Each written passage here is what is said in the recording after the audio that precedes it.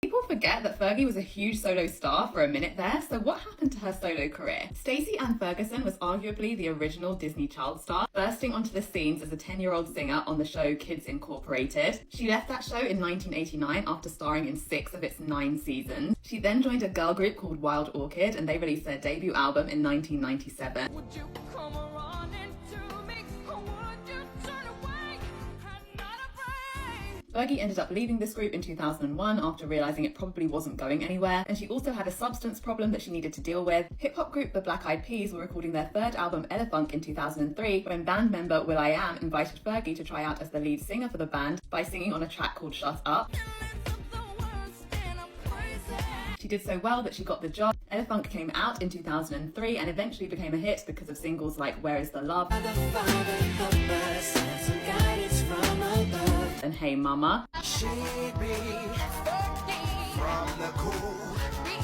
Their next album, Monkey Business, came out in 2005 and was the 4th best-selling album in the world that year. So it was a mega smash hit, and Fergie in particular gained a lot of attention for her performance on the song My Humps. My hump, my hump, my hump, my hump, my hump, my hump. It was the perfect time to launch her solo career, so of course her debut album, The Duchess, came out the next year in 2006. The singles run from this album is legendary and quite underrated. She started off strong with London Bridge. I come every time you come around my London Bridge, wanna go down like London. Next came Fergalicious, a bona fide classic. Fergalicious definition, make them boys go low. Then it was the often imitated, never quite duplicated, iconic track Glamorous.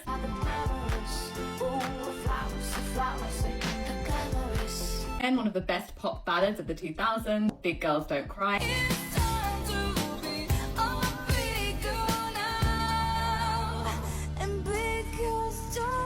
And then Clumsy. Fergie was the first artist to have an album with 5 top 5 singles in the US in the 21st century, a record that was surpassed by Katy Perry and her album Teenage Dream in 2010. The Duchess was not just a hit in the US, it was a worldwide success, also having 5 top 5 singles in Australia. So at this point, Fergie is one of the biggest stars in the world, so it's the perfect time to put out another album and capitalize on that in the next couple of years, right? Well, that didn't happen. Later, Fergie said that she wanted to focus on her relationship and family life. She got married in 2009. However, there were rumours that will.i.am did not want Fergie to release her 2nd album so soon because he thought that her solo career would overshadow the Black Eyed Peas. This makes more sense to me given that the same year that Fergie got married, 2009, the Black Eyed Peas released their 5th album, The End, which went straight to #1 in the US and a lot of other places worldwide. It had huge singles on it like Boom Boom Pow. I'm sold 3008, you sold 2008. And possibly the most annoying mega hit song ever, I Got a Feeling. Good night, that tonight's gonna be a good night. The End won 3 Grammys and was the 2nd best-selling album in the world in 2009, and this again presented another opportunity for Fergie to release her 2nd solo album, maybe focusing on the same electronic music that they did on The End, but instead the Peas released their 6th album, The Beginning, in 2010, which wasn't as commercially successful as The End. Shortly after that, they went on hiatus in 2011. Then, a couple of years later, in 2013, Fergie had a child and wanted to focus on family life. The next year, in 2014, she did release a single called LA Love.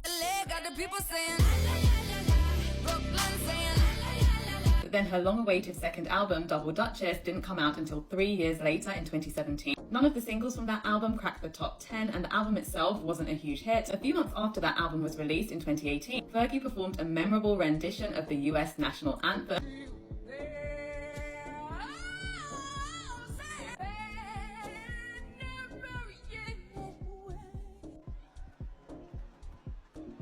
This performance was widely panned, but I mean, was it really that bad in retrospect? God forbid a girl try and jazz things up a little. I do think that this performance may have harmed Fergie's career somewhat, but since then it's been quite quiet for her on that front. She did do a great performance with Jack Harlow off his song First Class, which samples her song Glamorous at the 2022 VMAs.